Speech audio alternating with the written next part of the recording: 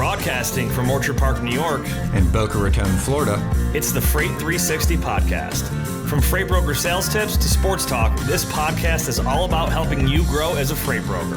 We're your hosts, Nate Cross and Benjamin Kowalski. Let's talk freight. Welcome back. It's another episode of the Freight 360 podcast. We're up to episode 269, and today we're going to be talking about how to expand and broaden your book of business with new commodities, new equipment types, just some different stuff that you're not used to. So we'll get into that just shortly here. If you're brand new, please make sure to check out all of our other content. You can go right to our website, freight360.net. It's a searchable library of all of our full-length podcasts, shorter-length educational videos. You can even see some of our shorts and our reels from social media, as well as downloadable content and the full-length Freight Broker Basics course if you're looking for a training option to start a brokerage or train some of your new team members. Comment, like, share, do all that good stuff. It helps the algorithm get us in front of more people just like you guys. Ben, what's going on in Florida today? Not much. Woke up to the election results. Definitely don't want to get into politics, but it's worth noting. Yeah, I will say the regardless of where you stand on all of this, I think a good takeaway is the speed of the results compared to the past. I think we all remember 2000, where it took 5 weeks with the hanging Chad in Florida. Yep. 2020 took a handful of days. But, you know, at the end of the day, your brokerage business and your operation is in your hands, and you can be the driver of any growth or the person responsible for any failures within your own business. So keep that in mind. Whoever's in the White House doesn't determine your success in this industry. So I wanted to say two things. One is the thing that shocks me again, not the political side of it, but it's like our whole state has been Republican. I think they said for like 20 years now, like the majority, right? So whether it's the House, the whole state legislature, the governor, and it's like the thing I love about Republicans is the smaller government spend less. We want more people to have individual rights. And I'm like, I wake up to election results and there were two other things on the ballot in Florida. One was the abortion thing at 6 weeks, and the other was recreational use of marijuana. Oh, yeah, I saw that. Both failed primarily because the governor and a lot of put a bunch of weight behind basically voting these things down. And I'm just like, how in a state where we're supposed to be about small government and less regulation do we end up with more regulation, more government, less rights at the exact same time? I'm like, isn't this like the definition of hypocrisy? I don't know. Those things just frustrate me. Yeah, I saw the one thing that was news to me was that you guys needed a supermajority in Florida for your ballot.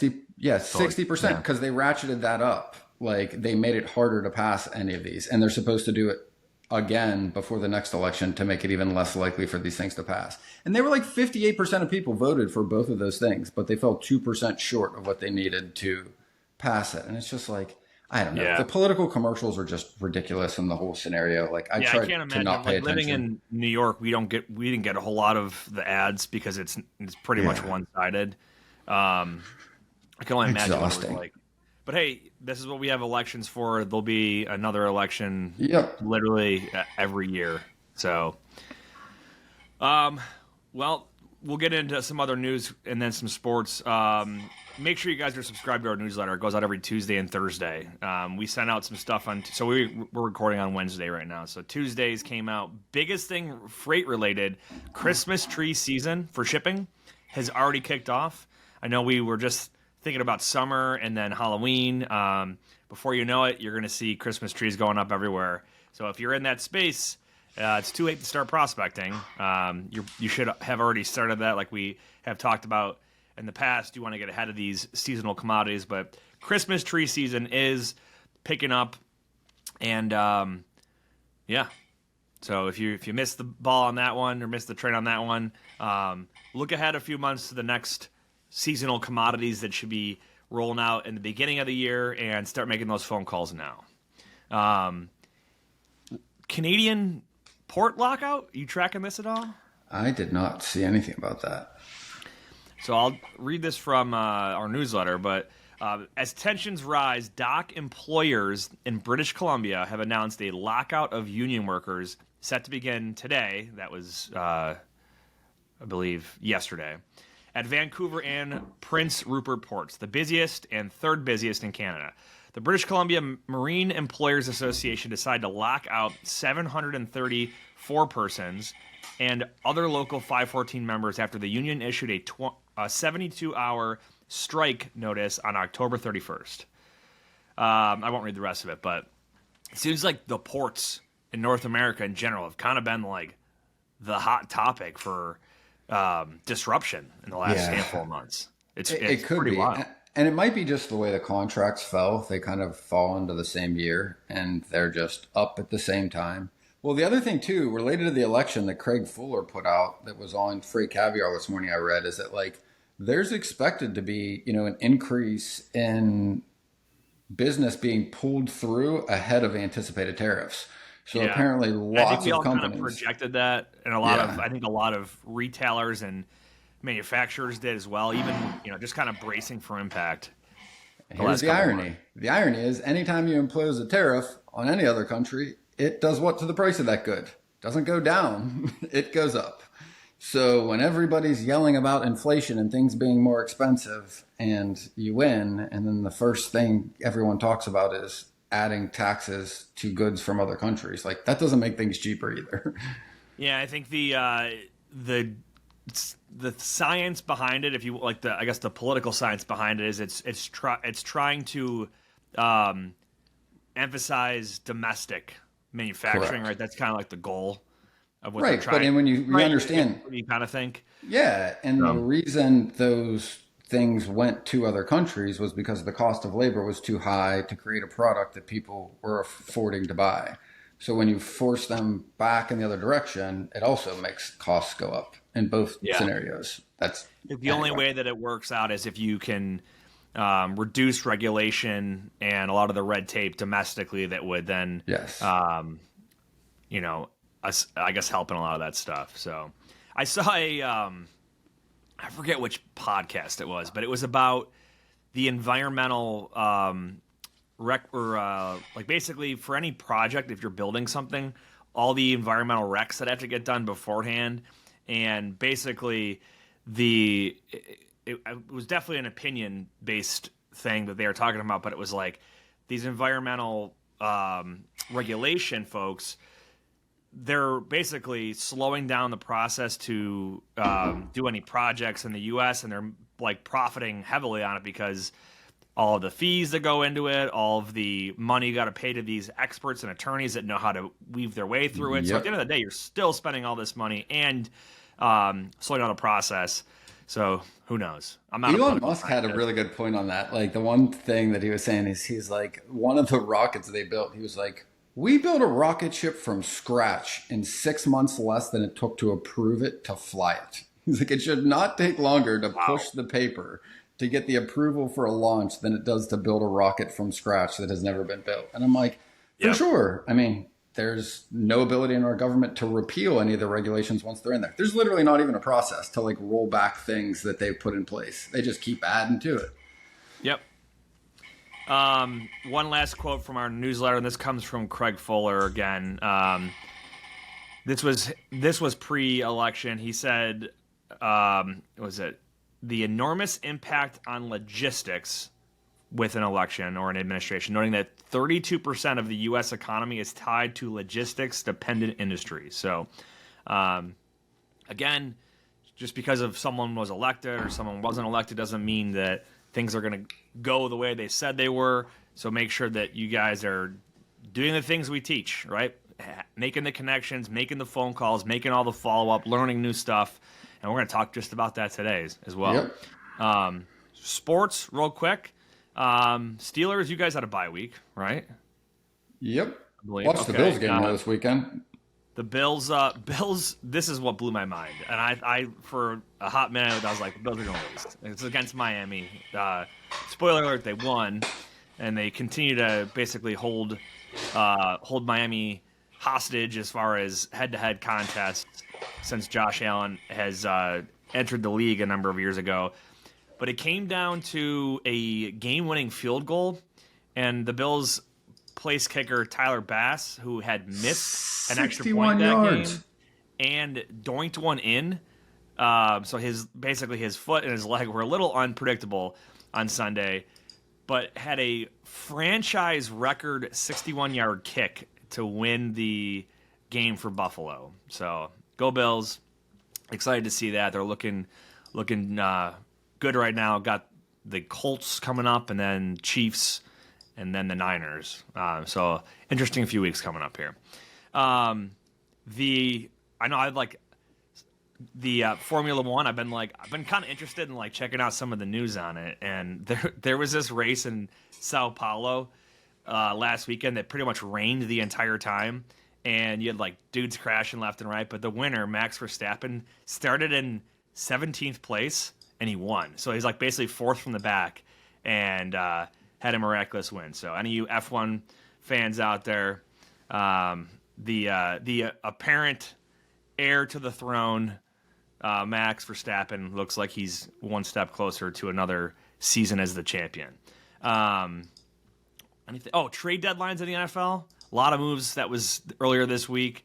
A lot of moves around the league of all positions, wide receivers, linemen, defensive ends, all that stuff. But yeah, hopefully everyone's, whatever team you're a fan of, you've got pretty much your finalized roster, outside of any injuries and whatnot, going into the second half of the season here. So we'll see how it shakes up. But got a lot of surprisingly good teams and some surprisingly not so good teams. So we'll see. All right, Ben. Today's topic was your idea, so why don't you kick it off here, and we'll get into it. Well, I was thinking about this because I was training somebody else on some new commodities, and it was mostly tanker stuff. But what I wanted to cover isn't necessarily teaching anybody specifically how to move one different commodity or different piece of equipment. It's a process that you can go through with almost any type of shipment, any type of equipment, and allows you to learn as you're progressing, right? It's very similar to, I think, some of the content we did in prospecting, like prospecting with a purpose, how you can use your prospecting calls to not just get business, but to learn as you're making progress, right? Same thing goes for learning new equipment, learning a new commodity, learning new requirements, something you're not used to doing, because the reality is you're in the middle. You don't need to know everything. You have folks on both sides, the carrier side and the shipper side, that can give you pieces, sometimes the whole picture, sometimes most of the picture, and you can go back and forth in a standard, like methodical way to really learn how to move or ship really anything. And I think that's a process that everybody can benefit from. And the thing that I wanted to kind of point out is that Elon Musk it was a blog or something years ago that he talks about this. They were asking him how he's able to do so many different specialties, like businesses, right? It seemed very different, right? Building a rocket ship, building a car, building robots, whatever the example is. Starlink, yeah. Yeah, and he says the exact same thing, really, that we're going to talk about today is, the term for it is first principles thinking, right? Everybody kind of starts thinking about all of the specifics on the end. Okay, what security requirement do I need for this load? What needs to happen? What needs to be done here? What do I need to worry about? Those are all the things on the outside. Have you fallen victim to double brokering, cargo theft, or identity theft? Quickscope stands out as the only load-level fraud protection tool available today. Unlike any other solution on the market, Quickscope is deployed post-agreement between shippers or brokers and carriers. Shippers can rest assured that their cargo remains secure. Brokers can confidently confirm the identity of the individuals on site for pickup, and carriers can trust that they'll receive timely payment. Start your free trial with Quickscope today by visiting them online at quickscope.com. That's QUIKSKOPE.com. Blue Book Services is the resource you need if you're transporting fresh produce or lumber. Their online databases contain thousands of companies throughout the produce and lumber industry supply chains. You can easily search their databases to generate new sales leads. Blue Book's credit ratings help you avoid companies with high credit risk, and their team can help resolve disputed loads. To learn more, Go to producebluebook.com or lumberbluebook.com and click join today. And the way he explains it is he's like, think of a tree. If you start trying to understand what the leaves do before you understand how the tree works, it's very confusing and it's hard for your brain to understand why that's there. But if you start by going, okay, like, what is a tree? And you understand it from the roots, where it gets things from, where it takes the nutrients up through the trunk, what the leaves do from like a very simple point of view, the rest of it starts to make sense, right? So I think one of the most valuable things I've ever learned is to do this first. Not think about the complicated aspects or any of the other things that you hear people talk about, but like, how simple can you make this situation? And think about it starting from there and then move from there, right? Like at the end of the day, what do we do as a broker? We move things from one place to another, right? Yeah, we help people find trucks when they otherwise couldn't, and we help trucks find freight that they otherwise couldn't. Right. And one of the things that I think is really helpful, what I do when I try to conceptualize something I don't understand yet in our industry, like a new commodity or a new piece of equipment, like I learned tanker stuff mostly last year. It's probably 2 years now, but anyway, like recently. And the first thing I try to think of is think like a truck driver. Okay, if I have to go pick something up, what do I need to know about this? If it needs to go somewhere, what do I need to know about it? If I had to physically perform this work myself and somebody called me and said, drive this vehicle to there and pick this up, what questions would I ask and what do I need to know, right? And if you work from there and then you understand what's important to the person putting the product on the vehicle, whatever that piece of equipment is, now you understand both perspectives, what's important, and little by little you build a picture and an understanding of what you need to coordinate. Because at the end of the day, like you said, we don't actually move things. We are in between the people that need to move things or need to have things moved and the folks who move them. So guess what? There is plenty of experience in the people you are going to be talking to about this anyway that you can learn from as you're progressing. And I think the other thing I want to say is, like, before we get into it, it is really important, is I think this is something that's harder for newer people, but as you get into the industry, it's a little easier, is you're not expected to know everything. You don't have to know everything. You don't need to give the impression to a customer or a prospect that you have years of experience and have done this every day for 10 years in order for them to use your services or your help.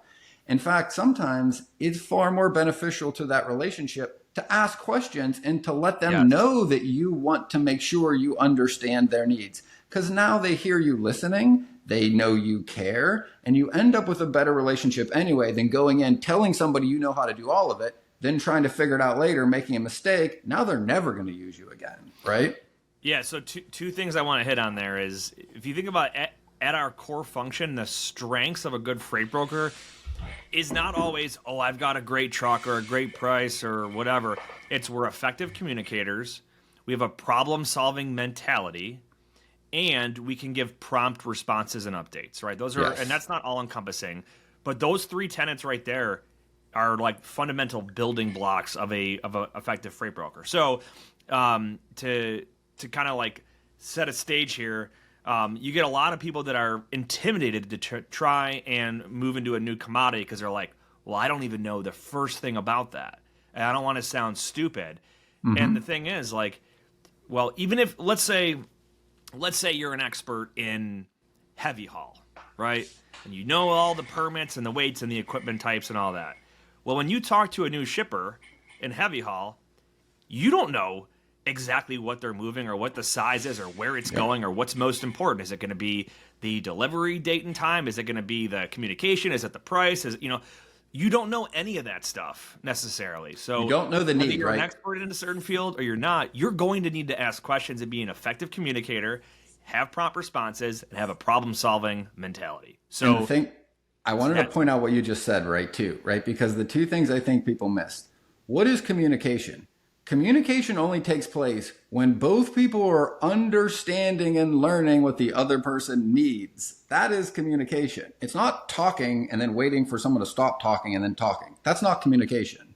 That's a monologue, me talking out loud, then waiting for you to talk, and neither of us understanding each other.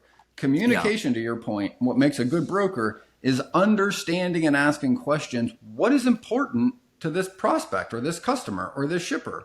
Was it the pickup, like you said? Is it the delivery? Is it the transit time? Is it securing it? Is it the insurance? Is it the liability? Like, what is the most important thing to them in this situation? Let me give you an example, right? And this is not about new commodities, but it's a good generalized example to explain. And this happened just this week, because the communication goes both ways with asking questions and understanding the other person, what's important to the other person, right? So this was between a broker in our company and a shipping customer, right?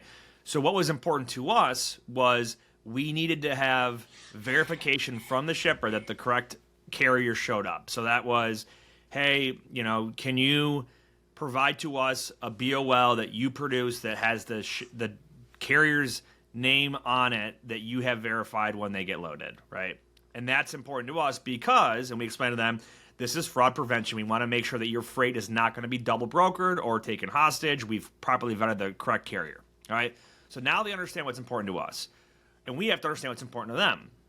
And looking through the email thread that I was reviewing this morning, there was literally statements in there from like sales directors saying like, price is not an issue on this one. The most important thing to us is to make sure that this truck gets delivered on time to our customer, the receiver, because they need this product, right? So now we know what's important to them. We've got more money in the load. We can go out there and pay a little bit more to get the highest quality carrier possible, right? So now we know we have two totally different things that are important to us, but it's just as important that each party understands the other, right? So that the customer understands my freight needs to get delivered on time, and in order to do that, the broker needs to make sure that we are doing our job to verify that we see the carrier that shows up, we have their name printed on the BOL, we provide that BOL to that broker. And vice versa, we know that this customer is not concerned about price, they're concerned about the actual service. In this case, the product needs to get delivered, so we need to do this quick, we need to find a good quality carrier, we need to vet them properly. It's a whole looping system here. So it's not just us asking questions to figure out what's important to them. The customer needs to understand what's important to you to get the job done for them as well. Exactly. So let's go through like an example. Like I'll just pick tankers because this is the one I was doing recently, right? So we were starting out and I'm training somebody new and they go like, okay, like what do I need to know? Like I'm going to call carriers to find, options for these shipments. What questions do I need to ask, right? And the first thing I did is I go, okay, like what are the questions that you would want to ask and how would you want to ask them, right?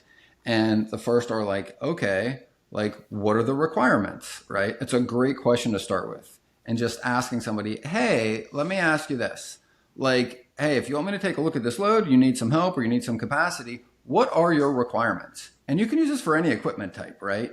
But specifically in tankers, most shippers, right, or receivers have a list. It's literally a PDF or it's a Word document they will send you that breaks down everything that needs to be on that piece of equipment. It will talk about the hoses they need. It'll talk about the valves. It'll talk about what needs to be excluded. Does it need in-transit heat? Does it not need in-transit heat certain times a year? Does it need a single dome? Does it need the ability to have like reducers and things for the hoses that connects to the pumps when they unload this, right? In freight, time is money and efficiency is key. That's where Levity comes in. Imagine automating your email operations to do more with less effort. Levity connects directly to your inboxes, extracting vital information from emails and attachments in real time. It seamlessly integrates with your TMS, empowering you to quote faster, build loads more efficiently, and book more freight in less time. Whether it's incoming emails from shippers or carriers, Levity's got you covered. It understands any language, any format, and even interprets non-standard formatting. Visit levity.ai today to sign up and get started. Tired of struggling to find accurate rates and the right carriers for your freight? With DAT1, you can access more than 500 million posted loads and trucks every year. That's 3 times more capacity than any other load board. Plus, their integrated freight management system makes it easy to cover loads 24/7. They have the most trusted network of carriers, brokers, and shippers in the country. You'll get real-time rates on every lane so you know exactly how much a shipment will cost before you commit to it. Plus, you get instant access to top bids from qualified carriers around the country. Get 10% off your first year of DAT1 when you visit the link in the show notes. It literally itemizes every one of these things, right? So if you just start really quick, I've never done tanker. You can control the temperature. So they have ones that are in transit heat, and in transit heat connects to freeze, obviously, right? Yeah, it connects to the tractor, and it literally heats it to make sure it doesn't freeze. Okay, so heating only, got cold it. temperatures. Wow. They might have cooling. I've not run into one, but that certainly heating would make mean more sense because you don't want it to freeze. Like I remember on the trucking side, we used to even in diesel fuel, you'd add an additive to it so it could operate at a lower temperature and not disrupt the quality of the fuel. I'll read these too. I mean, here's one from this one I was going through yesterday. Tank wagon must be dedicated food grade kosher. Kosher washout certificate of cleanliness for tanker. Documented list of the 3 prior loads for that trailer. Tanker endorsement. Weight ticket verification. All openings on the tanker must be sealed and seal numbers recorded on the bill of lading. Truck must be rear unload. No dairy valves. Air fitting on dome to offload. Must have Chicago air fitting. Driver must have a 3-inch to 2-inch reducer and 2 20-foot length of 2-inch hoses. Product must deliver warm in winter months, about 115 degrees. Tankers with dairy valves not permitted. So here's literally a list of everything I need to know to ask any carrier if they meet these requirements before we book them on a load. So step 1, right? I've got at least what the shipper's telling me they need for requirements to equipment, right? Second question I usually ask is, okay, hey, thank you very much. Anything outside of these requirements that are important to you? I always ask it twice because sometimes you'll get a few more. Like, oh yeah, we've had some issues with this. Can you make sure they don't have this? These are okay, but we prefer these. Like for this customer, they can be center unload or rear unload. They prefer rear, but both are acceptable.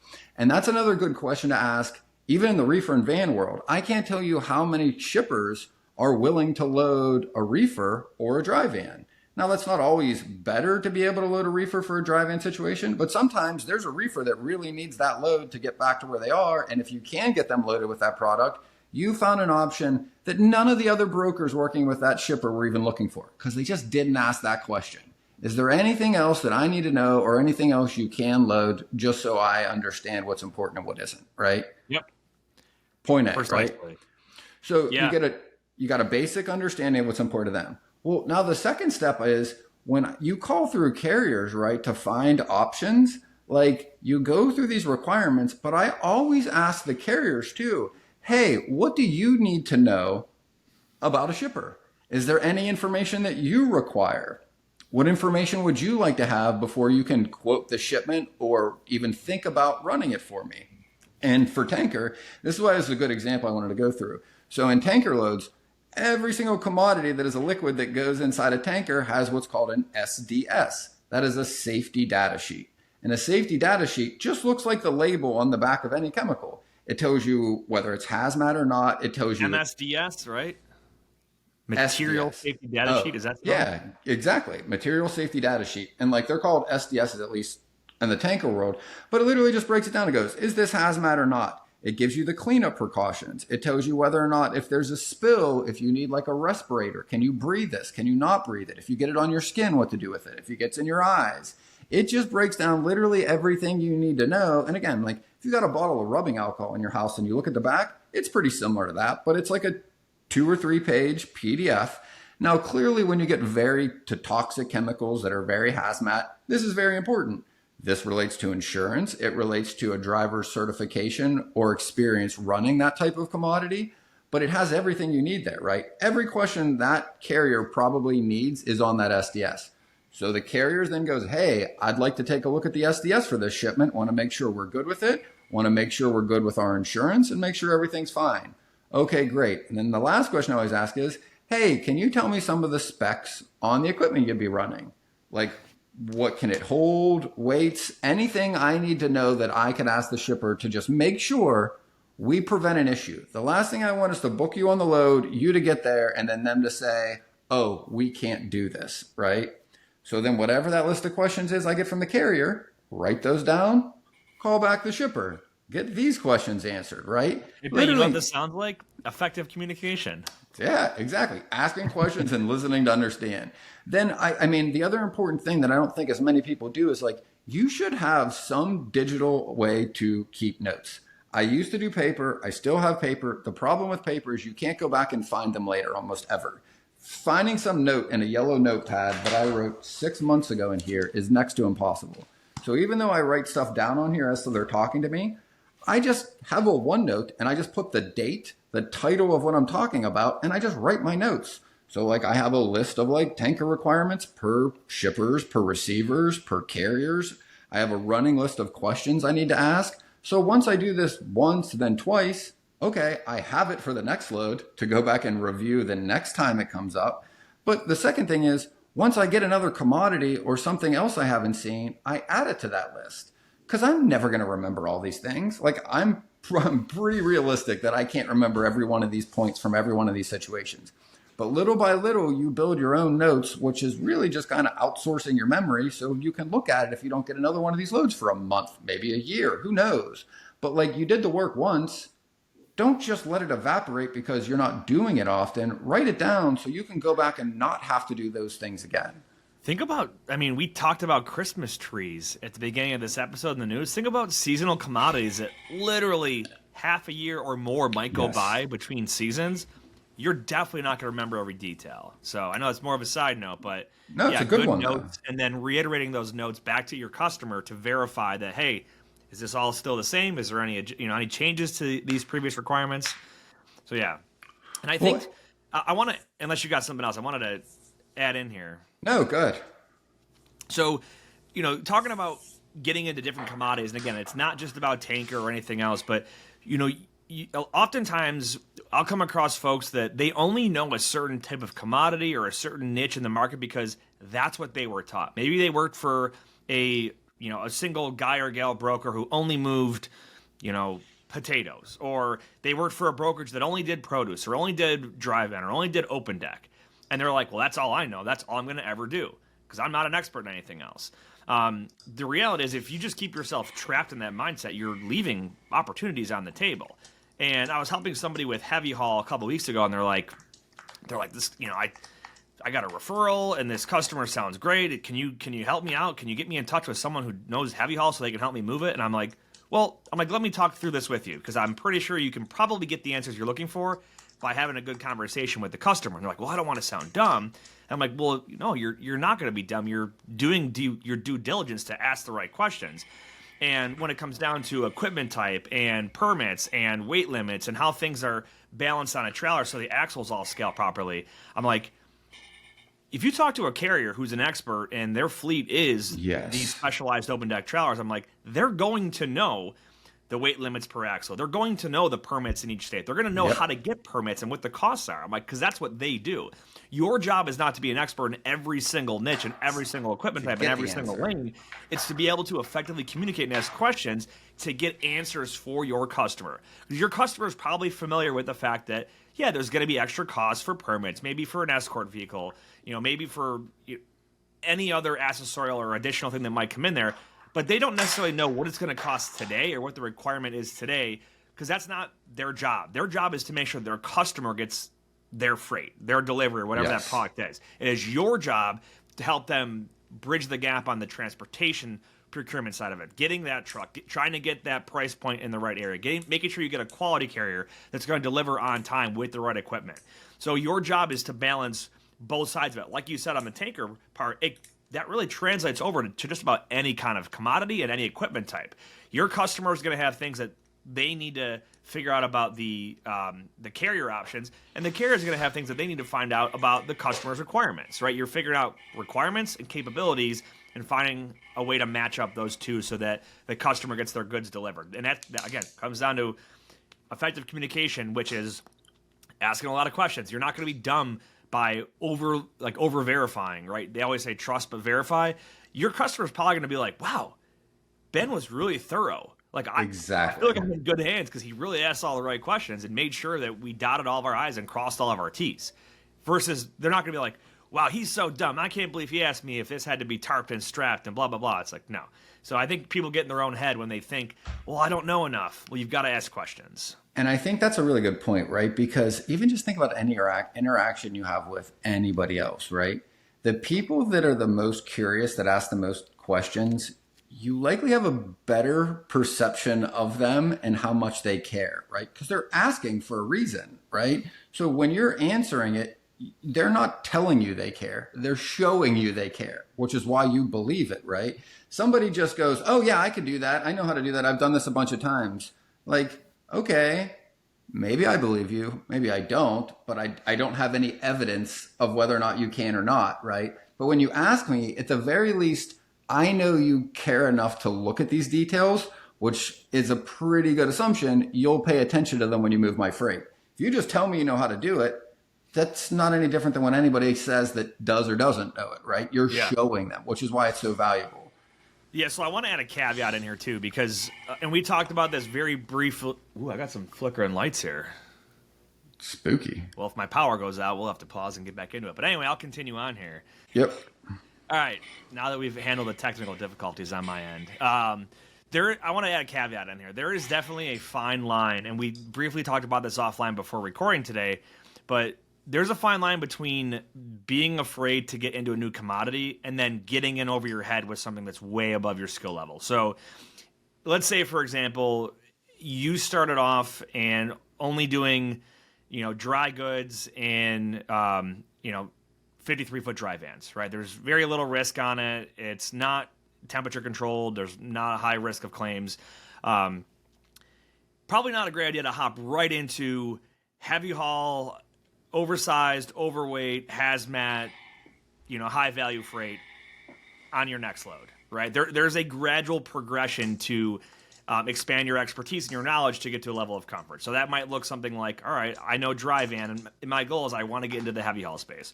Well, let's start with some basic open deck freight that's low risk. It's not as time sensitive, like maybe your lumber or some of your basic raw steel commodities.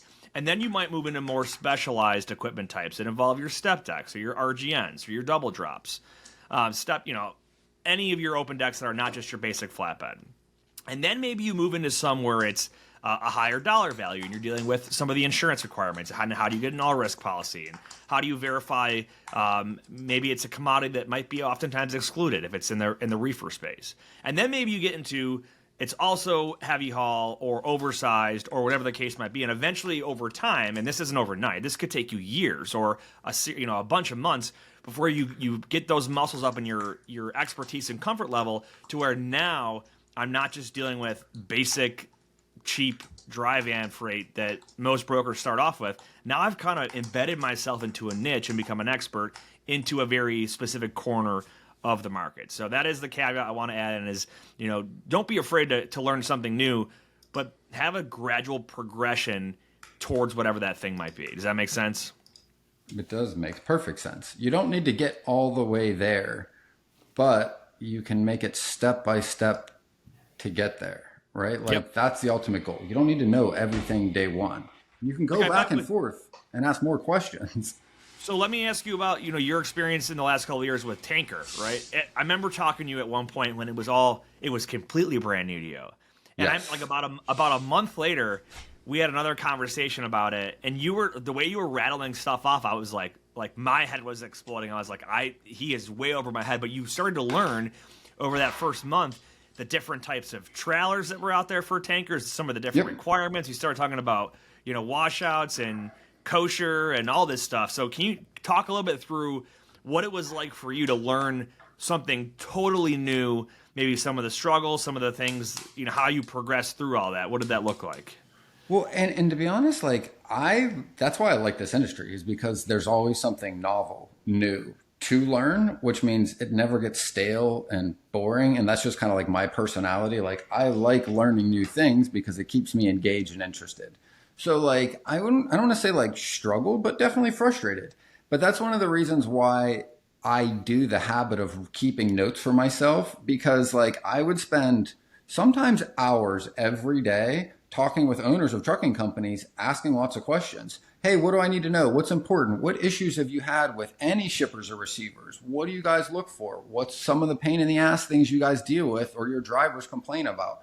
What can I go and learn to find out about any of these places that would make it more helpful for you guys, right? And the more you ask that question, like, and I was lucky enough that like I myself with people that were very experienced at this, that had 30 years in these scenarios. But when I keep notes and I go through this over and over, you start to see patterns, right? You start to see like, oh, this carrier said this. Oh, it's a little different than what this carrier said. However, like you start to see the things that seem to be more important to most people, some other things. And once you got a running list, right, like it makes my conversations with my prospects so much better. Because when I'm asking questions the way a carrier would, not a broker, they look at me different. They can tell, to our earlier point, like I care. I'm not just detail oriented because I like asking questions for the sake of asking questions. I'm asking questions because I don't want to send an equipment and a driver all the way across the country to pick up a load he gets rejected for. And like, I'll say that. Hey, I know this might be a lot more than many some of the other questions asked, but at the end of the day, like I just want to prevent any issues, as many as I can. You can't ever prevent all of them, but I just want to learn a little bit more. And here's one that came up last week, and this was another interesting one that might lead to another customer is one of the trucks got rejected. And I looked back at the requirement sheet, and I do this with every one. And I'm like, I know the carrier read this. I know their safety person read it and said their equipment met the requirements. Why are they getting rejected? And since I did that level of due diligence, I mean, it's only a one-page document. It's not that long. And then when I went back and then the shipper goes, no, we can't take that equipment. And then I sent them their truck requirements. And I said, the requirement you're asking them for is not listed here. And they went, yeah, but it's just something everybody knows. Well, here's why that matters. One, that truck needs paid because he drove there, and it's not just a truck order not used, similar to like a drive-in. Like, I'm paying this guy $1,000 because he waited there all day, drove there, and they will not load him at all. He can't just go get another load. It's not like a drive-in or a reefer. There's not just a load board where you just go grab another tanker load back. I mean, there are some, but like that day is very unlikely.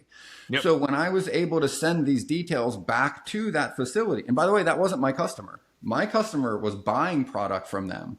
So now my customer, who was very upset that that load did not get picked up and was not going to be at their customer on time, well, they're looped into the conversation. And now I am literally communicating with the people they buy from. And I'm like, you've got to show me where I'm missing this. Then the head of logistics jumps on. Well, you know, most of the carriers know this. I'm like, well, at the end of the day, it's not on your document. We cross-referenced everything, sent this driver there. Can you load him? And then I almost got them to make an exception to approve it. But when they didn't, they said they wouldn't. Okay, they approved the bill because it was not our fault. Like, we followed every detail they asked for. The carrier did. Now, at the very least, yeah, the carrier didn't get as much as they should because they didn't get to run the load. But at least they got paid for their time. And more importantly, my customer gave me more business. I literally didn't pick up 2 loads that their customer needed, that their customer was furious about. But my customer gave me more business because I went through this and paid enough attention to the things that everyone needed, and I had their back. And then they came back to me and said, we don't want to buy product from them anymore. We agree with what you said, Ben, and we don't think they should have this. Yeah. And then they switched the supplier. So the 2 things I kind of want to wrap up with here are, if you're learning something new, and I'll break this into, I'm just going to generalize these. I'll call it new commodity and new equipment type. And I know that's not like a catch-all, but those are 2 of the biggest categories. Like for you, tanker is obviously going to be, it's both, right? Because tankers, if you're not in the tanker space, bulk product is going to be a new commodity and obviously a new equipment. So let's go more basic, right? If you're used to just doing dry van and someone gives you an LTL request or a reefer request, right? Or a flatbed one. Or flatbed, right? We did mention ask questions. I would say that's not the only solution. That's a huge cornerstone of it, but there's a ton of education out there that you can get ahead of and absorb and learn before you get involved in this stuff. So, I mean, our website and our content really digs down into a lot of this stuff. And the internet's full of content on trucking and freight shipments. So like LTL, for example, And we always say you don't know what you don't know. So if you do a little bit of research, you'll probably get an idea of some of the common requirements, some of the common issues in LTL, some of the common terminology, and same thing with reefer. So like LTL, there's accessorial charges for liftgate or inside delivery or residential delivery or driver assist. Or an appointment has to be set, things like that. There's also potential chargebacks for a change in the freight classification or the weight of the shipment if it's incorrect when it gets originally quoted. So those are things that some basic research will just tell you ahead of time. Oh yeah, there's this thing called a rebill. There's these accessorial charges. I'm going to ask about those when I talk to the customer. I'm going to make sure I'm asking the right question. And when I talk to the carrier too, hey, how do you guys handle X, Y, and Z? Same thing with reefer, for example. We'll stay on LTL for a second. Yeah, because I want to tell you, this happened to me literally yesterday. We have a customer or a prospect that does primarily LTL. Well, I understand LTL. I could explain LTL. I know how to book LTL. But I am definitely not the highest level of expertise to go through a spreadsheet worth of lanes to look for areas where you could be helpful or not with different carriers, service levels, and any other issues, right? So what I did was I reached out to somebody at an LTL agency that does co-brokerages with freight brokers and talked with them and said, hey, I've got all the lanes from this prospect. I wanted to be able to analyze them, review them, see what we could do if we were to work with you. They did that. Then they spent an hour with me 2 weeks ago and went through everything they saw in there, helped me come up with a list of questions for my next prospecting call. But then I went one step further because earlier this week, I was like, well, I got the call this week. I'm going to reach back out to this guy and see if he's got time for the call. And he did. So not only that, but they were willing to literally go onto the prospecting call with me yesterday. And I was able to have a joint call with somebody that, to your point, has far more experience in it, that asked some questions I probably would have missed, that helped me have a better conversation. But the most important thing wasn't, did we get the business or not? For me, I learned so much in the past 2 weeks asking those questions and spending the time with this person that now I have a whole bunch of notes on exactly what questions I look for. What are the issues within LTL providers? What is important? What isn't? Because it's the same as full truckload: price, service, claim risk, and managing those based on what is important to which shipment is how you ask these questions to understand what is a fit and what isn't, right? Yeah, and I was going to add in too, like, and I didn't mention before, but asking people that already know this stuff, like take someone out for a cup of coffee or for lunch, or if you do coaching, like coach somebody, or somebody in your company knows that. Like I have in the last 5 years, I have probably trained, 15 to 20 people on LTL, because that was literally my bread and butter when I started, was in LTL. I got very good at it. I understood the issues with it, a lot of the opportunities. So I was able to take someone who's like, I don't want to touch LTL, I heard it's a headache, and get them some base level of knowledge, kind of coach them through when they're getting questions from their customer and pricing stuff out and showing them how to quote everything and what to ask. And then now they're comfortable with it and they're doing it on their own. And you might get the occasional question, but research online and asking somebody who does it, those are great ways to learn. The other part too, like commodities that are new to you. So maybe you're used to refrigerated goods, or like, shipping in a reefer. So you understand the continuous versus the cycling setting and pre-cooling and all that stuff. But maybe you're going to take on a new produce commodity or a new temperature control commodity that you're not totally sure on. Like produce is a great example. Yes. Produce Blue Book, right? A wealth of knowledge on educating you on commodities, when they're in season, things to look out for, the reasonable and acceptable quality standards when it comes to defects and claims and whatnot. So there's a ton of options out there for you to do research on your own online and ask someone who is already knowledgeable in that. So I would encourage you to both lean on the available knowledge that's out there for self-education, to lean on folks out there for coaching and just mentorship, and asking questions to, with your customer and carriers to help fill in those knowledge gaps. At the end of the day, we're always learning in this industry. And if you're not always learning, you're probably doing something wrong, and you're going to end up falling behind in the long run. So that's my 2 cents on it. Anything else you want to add in?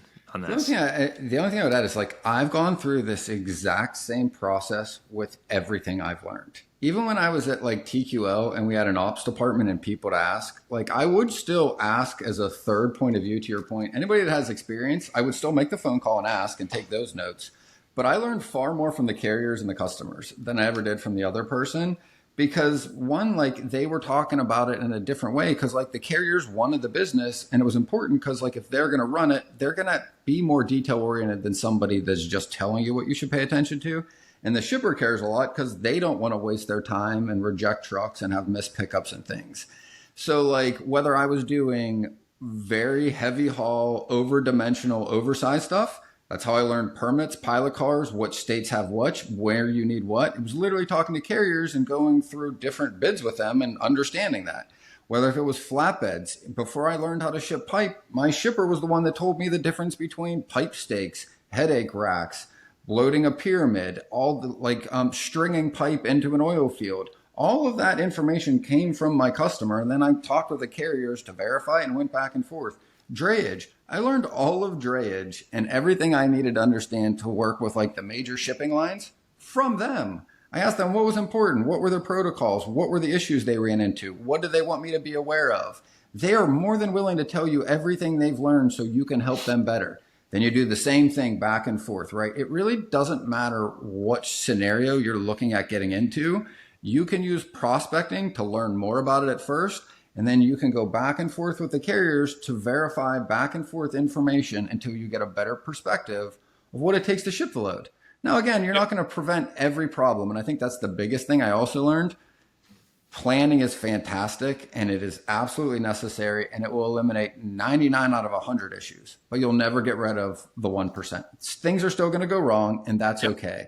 And also, no one expects you to know everything. The more questions you ask, the better relationships you have with both your carriers and your customers. 100%. Great discussion. The big takeaway for me here is don't be afraid to expand into new commodities, new equipment types, new types of business. There's a ton of stuff out there. If you feel like, hey, I can't seem to find any more customers, I don't even know where to look, I encourage you guys, do a little homework, do some research.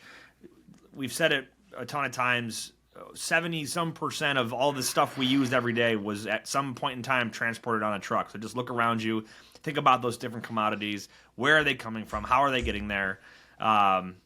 Be curious, ask questions, and learn new things. That's how you're going to differentiate your book of business, continue to grow your book of business, and become that, that expert freight broker. So, yep. Looking forward to upcoming episodes. We're going to have next week.